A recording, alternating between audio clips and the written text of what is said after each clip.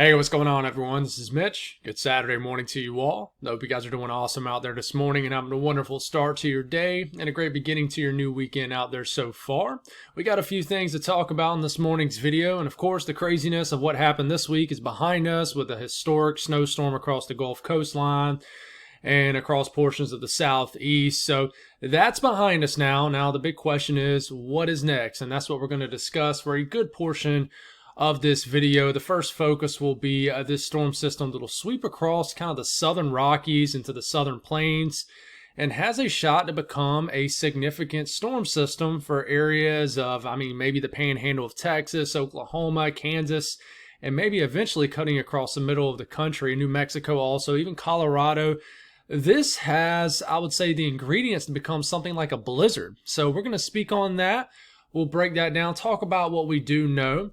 And then we'll go past that. We'll talk about the long range. Are we going to see another dump of cold air into the lower 48? I think we will as we get a few days into February, but what area of the lower 48 is that going to favor? Will it eventually shift to certain other areas of the country? We're going to speak on that. I'm going to give my own personal thoughts on the pattern as we get into February, because as you know, February has been a month that has pretty much been void of winter in the central and really the eastern U.S.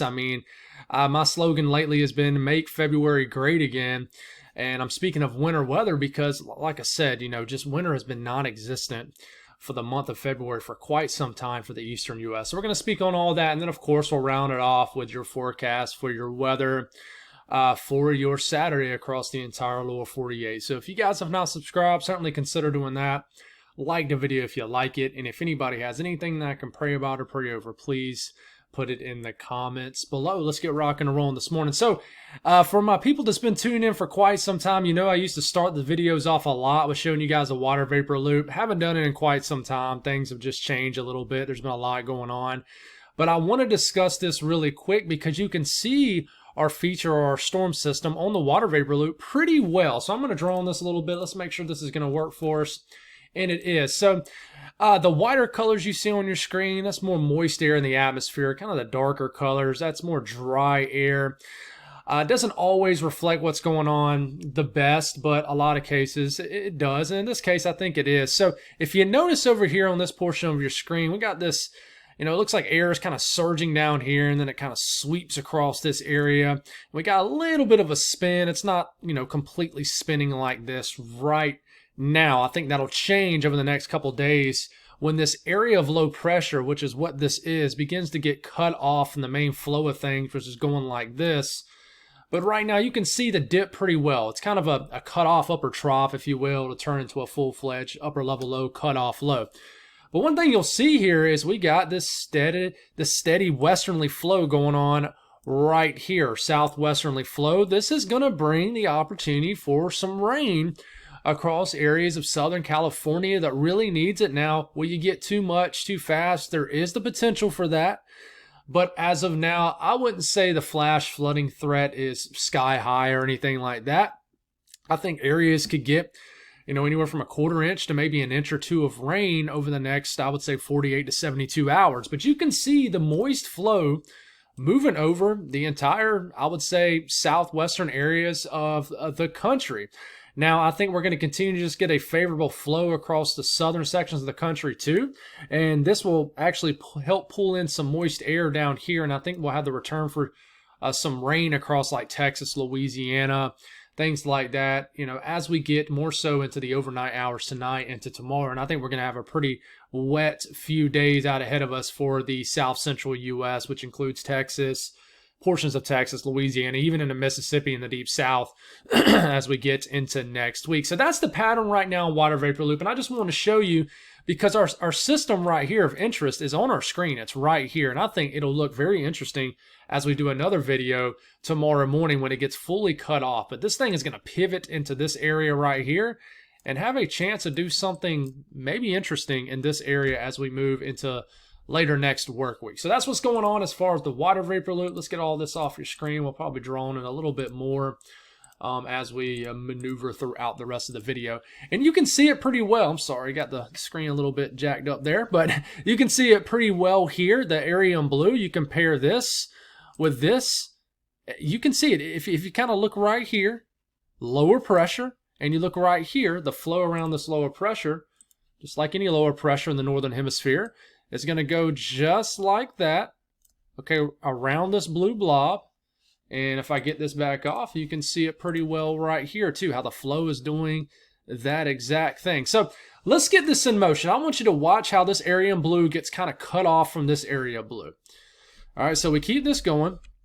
You see how it gets cut off right there? We call that a cutoff low, cutoff upper level low, a Pacific low in this case. Many people call it different things, but this sort of gets cut off. And when it does, the main flow of things, if you will, in the upper levels of the atmosphere is up here. And this just gets cut off, and it hangs out, over California. And at the same time, it's bringing a lot of southwesterly flow right through here. Air is being kind of pulled around it like that, and then it kind of comes back around it and gets slung in from the southwest to the northeast over areas of the Four Corners region, and then eventually into Texas. So this thing, there's nothing really pulling it one way or the other because, like I said, it's cut off from the main flow of things. But you keep this going here, and eventually it does sort of drift east. So we're getting into Tuesday of next week. We're getting into Wednesday. We continue just to get, and I know you're probably seeing a lot over here from my folks tuning in from the Great Lakes region, the Northeast. This is just persistent troughing over your area. This is going to continue to bring clippers, not really strong systems, but just rounds of light to moderate snow across the Great Lakes region. Just persistent cold, kind of a cold source that will flow over the area. Well, let's just focus mainly on this. Eventually, this begins to sort of dig and drift and just kind of bob and weave across areas in northern Mexico, Arizona, New Mexico, and eventually gets into western Texas. And even before that, around this period, this is when it starts to, there's not a big cold air source, here. These upper level lows kind of bring their own cold air aloft. Not much at the surface, enough to work with, especially in late January, but enough at the aloft to allow for some snow. So in this case, this little blue blob here has the opportunity to bring a pretty significant winter storm across areas of maybe New Mexico, heck, maybe Colorado, maybe areas of like Texas. I would say western Texas, not like the Dallas-Fort Worth area or Houston again or anything like that. Sections of Oklahoma, western Kansas. And I know you're thinking, well, how does that do all that? Well, cutoff lows are a weatherman's woe is a little bit of a slogan. I think it kind of goes like that, and they're very hard to forecast. National Weather Service out of Amarillo, Texas, Wichita, Kansas have already been, talking about this, how complex this setup it is. But this is the thing that's going to drive some funky weather across the middle of the country next week and maybe all the way into next weekend. So what does this look like at the surface? Well, this is starting this morning. We'll briefly take a look at the western U.S., and you can't see it much, but this is all the moisture kind of generated off this low pressure. And you continue to get into Sunday, you continue to get into Monday, and you can't see much at the surface, but there is moisture here. In fact, we do have winter storm watches, even some winter storm warnings across the higher terrain of the Southwest because of this low pressure. And this continues all the way into Wednesday, and then all the way into next Wednesday night, and eventually into Thursday morning. We'll stop it here, and I think this is when this starts to really yank in a lot of moisture from the south. So you see all this snow down here in Arizona, portions of Arizona, New Mexico. Now let's go on and flip it to the central U.S. and finish this off. So this is Wednesday afternoon. This is getting to Thursday morning. Watch what happens here. So this low, which I just showed you right here, is yanking in a lot of moisture from the south, just like this. So the flow around this low is going just like this. Okay, so this is actually yanking in moisture from the south. It's pulling in moisture right over sections of Texas, New Mexico, etc. So I get this back off. I continue to roll here. And here it is. That's exactly what it's doing. And so, this is even going to bring moisture into eastern Texas. It's just there's no cold air source, and there's barely a cold air source here. In fact, like I said, that cutoff low is bringing its own cold air source.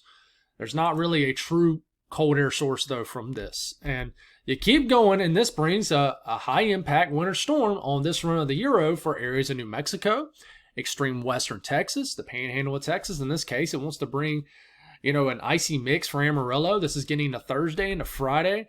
And then this brings a high-impact winter storm. Now, these things can bring some dynamic weather, so I wouldn't be surprised if there's a blizzard element to this. Not going to call for a blizzard yet, but we'll see what happens. But this is a high impact winter storm for sections of the panhandle of Oklahoma, Texas, western Texas, getting to the southeast corner of Colorado.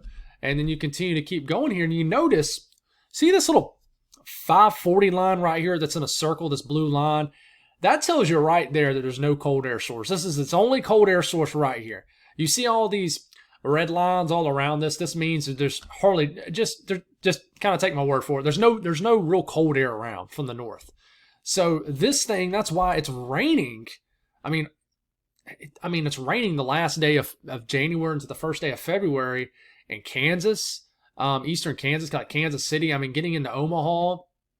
It's raining up into Iowa. It's raining. It looks weird, right? It's raining all the way up into South Dakota, but you got a big winter storm ongoing, heavy wet snow into areas of northern Oklahoma, Kansas, Nebraska. And you're thinking, well, what's up with that? That's because there's really no cold air at the surface. It's all working with cold air aloft, and all that cold air aloft is centered right around that actual upper level low, which is bringing that pocket of cold air aloft. And we'll talk more on that as we get closer. But eventually it tries to tap into more of a cold air source and turns more into a high impact winter storm the first morning of February.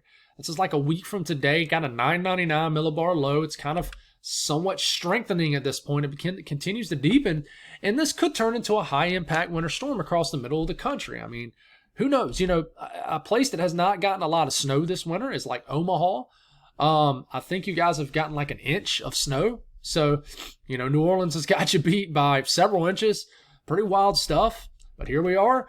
You know, Minneapolis, you know, this would be a high impact winter storm for you guys, and then it'll head on off. And then what's next? Who knows?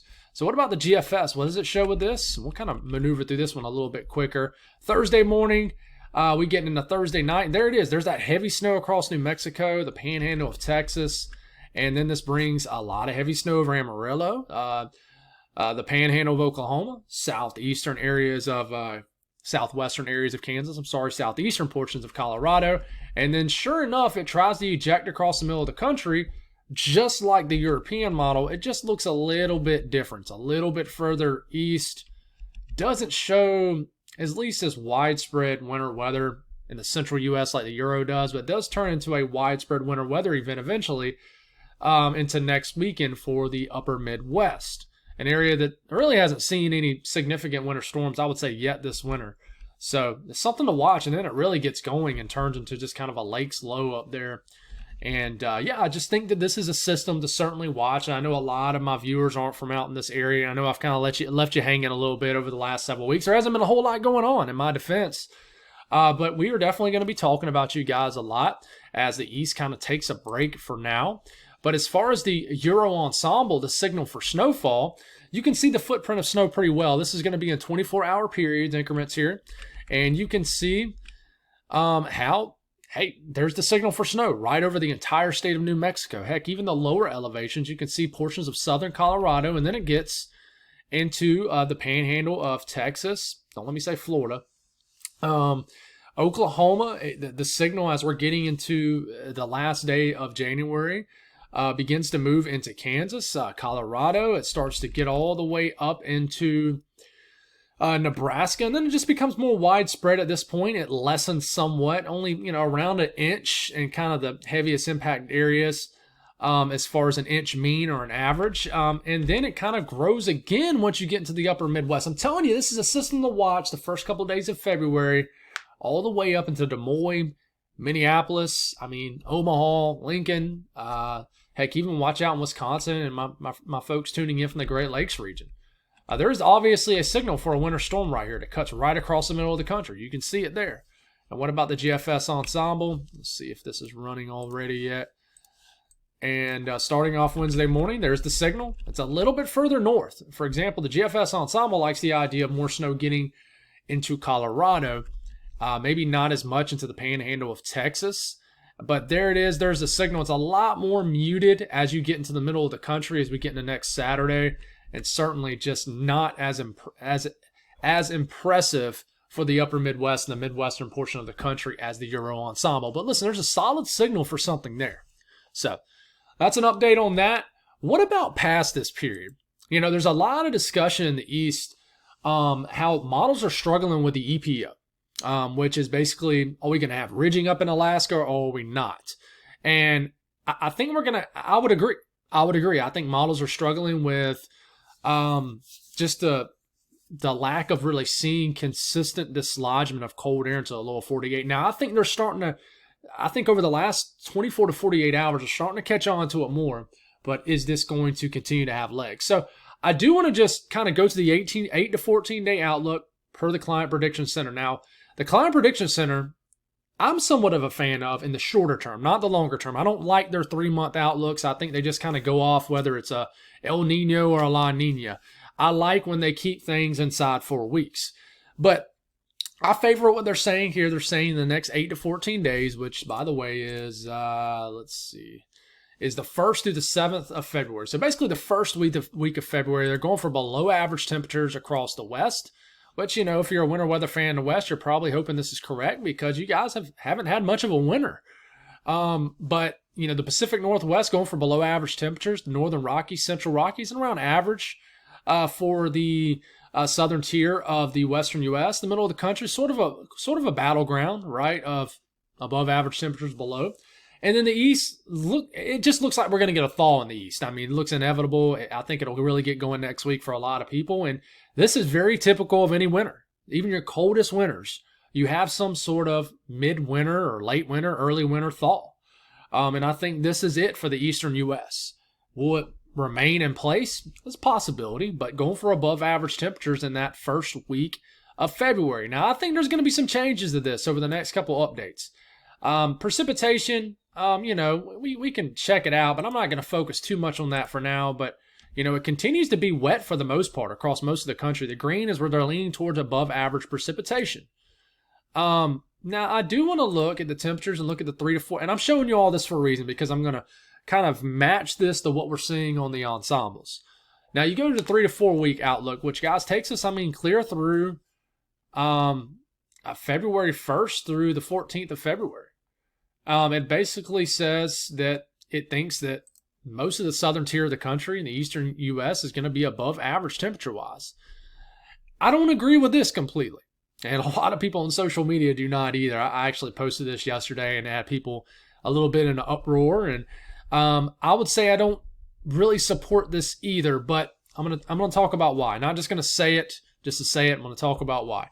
But leaning towards below average temperatures for the foreseeable future in the Northern Rockies, the upper portion of the plains, and the Pacific Northwest. So let's talk about ensembles. So remember, the blue areas are lower pressure, a trough, typically colder than average temperatures. Maybe it's a storm system. The warmer colors you show on your screen, like the yellows, the oranges, the reds, that's ridging, high pressure, typically above average temperatures. The 500 millibar chart here. Let me slow down.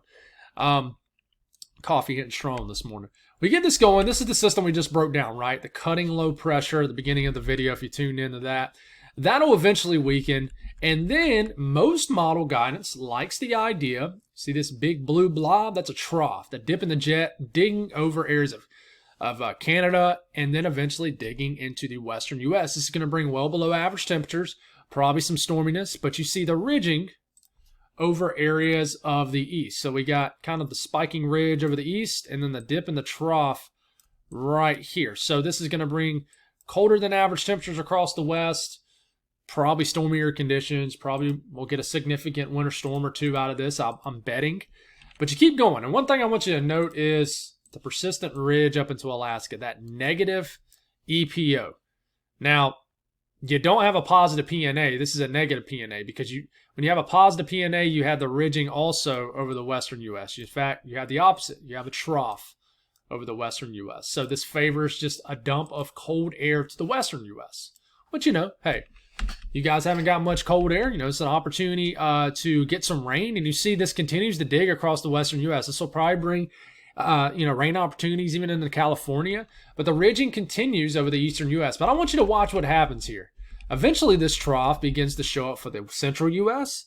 and eventually the eastern U.S. after we get around the day 7, day 8 time frame into February. So after we get past the first week of February, I really favor the second week of February, and the Euro Ensemble does too, for this trough to kind of move into the east. it just seems like a winter where it just wants to be cold in the east, which has been the complete opposite as of late. So eventually this trough like switches to the eastern U.S. Therefore, all the cold air begins to ooze into the eastern U.S. And it's a cross-polar flow too, meaning, I mean, you got the ridge right here, and this is cold air being dislodged straight from the Arctic right now into here. Okay? So it's not like it's kind of a stagnant cold air source. I mean, it's a legit cold air source. So what about like the GFS ensemble? Same thing, you got the lower pressure here that we done discussed this system. That kind of weakens. And then we start, let's make sure we have the entirety of the run here. And then there's that trough digging out west. Okay, most models agree with that. Colder than average, stormier conditions across the west. The ridge in the east, you can see it. But then what does it do with that trough? So we start to get into about February 6th, February 7th. The GFS ensemble doesn't like the idea of this trough moving into the east very quickly. In fact, it never does. The entirety of the run is nothing but ridging in the southern tier and the southeastern portion of the country. So it just likes a persistent, pretty much a persistent dump of cold air kind of going into this area right into here, and right there. So there's a huge difference here. You look at let's do this really quick. Right here, this goes all the way out to about Saturday, February the 8th. Okay, and you compare that with this, that's a big difference. But I mean, it is the long range. Big difference here. Okay, so in fact, if you compare this Euro ensemble run with the last one, it actually, trended towards more troughing in the eastern U.S. So there's definitely some disagreement with this. If you look at the Euro ensemble, though, as far as temperatures compared to average, now check this out. You can see, watch as that trough dumps into the west. Look at how cold it gets in the western U.S. And not just in the western U.S., eventually the cold does get into the central U.S. I mean, like I mentioned before, we're getting into early February, so we're kind of moving away from the heart of winter. But February is still a cold month. Okay, so, we're getting into several days into February. Look, you still got 15, 20 degrees below average in the middle of the country. The cold air really dumps in the western U.S. and eventually into the central U.S., but watch how eventually, and this is getting past 300 hours out, so it's pretty far out, the cold begins to take over the eastern U.S. and it just anchors itself over the central U.S. and almost the entire country at the end of the run. As we're getting into, this is, for example, the 8th of February. It has the entire country below average just about, except the southwest. So it does have the cold air returning. I just think the models are struggling with the EPO. I will talk about this too. This is the MJO phases, something that I've been kind of learning a lot more about, trusting a lot more about. And I think forecasting is still just a shot, like a fart in the wind, I like to say on social media. It's not, I don't think we're that good at it. We can look at these fancy charts until the cows come home. But I will tell you that most model guidance forecasted the progression of the MJO pretty well. If you kind of go back to December and we translate what happened over the last few weeks in February, it forecasted it pretty well. It had us reaching phase 7, phase 8, phase 1, and phase 2. So phase 8 through phase 2 is cold phases for a lot of people. For example, I can speak in the southeast, the eastern U.S. Once you get into phase like 8, especially 1 and 2, that's when you have a background that is favorable for cold air and winter storm chances for the southeast. And sure enough, what did we get? We got winter storm chances. There's a little bit of a delay. So, we went through this entire phase. Like this is January 11th, 13th, 15th, which is behind us, 17th, 19th, 21, 23. So sure enough, in this entire period, we had multiple winter storm chances. We had multiple winter storms across the eastern and central U.S. We had historic winter storms, especially the last one. What are our warm phases? Well, once you're starting to get in 3, 4, and 5, and 6, those are starting to get, especially 4, 5, and 6, and even 7 somewhat. So 4, 5, and 6, those are warm phases. That typically means you're gonna get most likely warmer air in the east. But one thing I'll notice is what's the date? The 25th. It is booking it. if you kind of go off the MJO phase forecast here, this is January 26th, 28th, 30th. This is February 1 right here. I know it's hard to see. February 3rd, February 5th. So it has us kind of just jolting through the warmer phases pretty fast. I mean, and on this particular model run, the Euro, it has us getting to phase 7 by February 7th. And looks like it's heading back to 8. And it's the same thing with this, phase 7. It's a little bit slower with the progression. So by February 7th, it's still in phase 5 or 6. And, model guidance is going to disagree with some of this. For example, if we look at the Euro Extended here, it really bogs down things once it gets into phase 6 and kind of jams us up in that. But, there is some disagreement here. The GFS Ensemble wants us to kind of book it through phase 3, 4, and then get into 5 and kind of just hang out around that area. So there is some disagreements, and rightfully so. I mean, there's going to be disagreements with this. But I will tell you, it just seems like the East wants to be cold. So my take is that it's going to get cold again in mid-February, maybe the second week of February for the East. And I think winter storm chances will return. But this is definitely our thaw coming up for sure. So speaking on today's weather, this is watches, warnings, and advisories. We continue to have just cold weather advisory, special weather statements for the refreezing of the snow that's still on the ground for certain areas. My house is melted for the most part, but I was surprised at how long an inch of snow hung around here in South Carolina. There's still little patches of snow out there even right now. We got lake effect snow warnings that do expire off Lake Ontario over the next couple days. I'm hearing Lake Erie is like over 95% froze over now. They had I don't know if it's a record, but I think a good chunk of the lake froze over just over the last 72 hours. So pretty wild stuff, or last 4 days. But winter weather advisories up here for the UP of Michigan, northern lower Michigan, and we got some up for North Dakota and northwest of Minnesota. Winter weather advisories up for areas of Wyoming, Colorado, Utah. We do have winter weather advisories and winter storm watches, winter storm warnings, winter storm watches here, winter weather advisories. This is from that cutoff low I discussed at the beginning of the video. We even got winter storm warnings up for the higher elevations just outside of LA. So this thing is kind of bringing its own cold air when you have stuff like that. So that's what's going on right now as far as the southeast. And there's no really risk of flash flooding today or thunderstorms, so I didn't even pull that up. But the southeast today, we're going to whip through this quick. I mean, nothing going on. A nice day. We do start to have the rain and returns, and I'll talk about Arkansas and Louisiana in the south central section. But, I will say, as we're getting into tomorrow morning, some rain will start to cross over the Mississippi Delta region. So Jackson, you might be waking up to some rain showers tomorrow morning. But most of the southeast is pretty calm today. The northeast, we're going to have a quiet period for most of the day, and then we're going to get the return of some snow showers across areas of the northeast. I follow somebody that lives in Vermont, and he said he had 2/100ths of an inch, so 0.02 of moisture, and he got 2 inches of snow off that. That is a 100-to-1 snowfall ratio. 2 inches of snow off 0.02 inches of moisture. That's just crazy. It's just wild how that's just crazy. It blows my mind. That's kind of the nerding out coming out in me. But we could have just periodic, snow showers across the northeast today. Would not rule it out. But as we're starting to get into the overnight hours, we're going to get a lot of snow shower activity that moves over portions of Ontario, Quebec, and then eventually it'll greet you guys for your Sunday morning across the interior sections of the northeast. Heck, maybe even some snow showers are possible in southeastern sections of southern New England, so can't rule that out.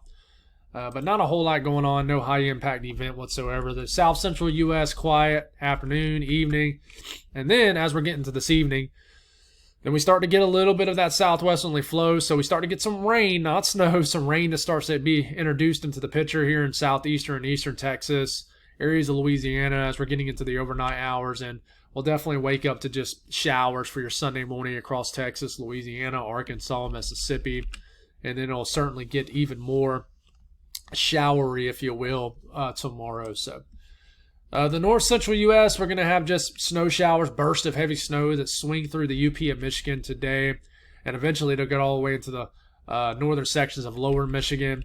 And these, snow showers, will be enhanced off the lakes. So certainly some burst of heavy snow. A few inches of snow is definitely likely in certain areas. They're just not going to stay stationary over one specific area for the most part. Some areas it might be persistent, but for the most part, it's not. Western U.S., we're going to just get snow showers, light to moderate snow across the Rockies, Nevada, Utah, Colorado. And then this is when the moisture gets going across areas of California. So, excuse me, my nose is starting to get stopped up from talking so much. But, this is starting off tomorrow morning. Look at all the rain showers and maybe even some thunderstorms. There's that upper level low spinning off the coast of California. This is going to steadily bring in that flow for the central and southern California coastline. So lots of rain flowing into the area, higher elevation snow. So, this is all the way into late tomorrow night. Even got some thunderstorms moving into the California coastline here. So we'll see what happens with that. But rainfall between now and the next 2 days, LA could get 3/4 of an inch of rain. And just the entire LA north to south, west to east, could get 1/2 inch to 1.5 inches of rain. So definitely some much needed rain. I don't foresee a huge threat for flash flooding or anything like that. But of course, considering the fact that you guys have not received a whole lot of rain over the last few months, even 1/2 inch of rain is going to add up. And some of these storms are going to potentially dump a lot of rain quickly. So we do need to watch out. We need the rain. It's been a terrible, heartbreaking situation across Southern Cal. So hopefully this will kind of put an end to the awful situation. But temperatures, we're definitely warming up. We're getting into the 60s in some of these areas that got, almost a foot of snow in areas of southern Louisiana today. The only warmer spot I would say is southern Texas and southern Florida, but even southern Florida only getting into the 60s and low 70s. Still locked into below freezing temperatures in the northeast and as the rest of the country there. And then out west, that's what it looks like. You're going to cool off a lot more across the southwest over the next couple of days with this upper level low. Folks, that's all I got, guys. Thank y'all for tuning in. Appreciate the support, and I'll talk to you tomorrow morning. God bless.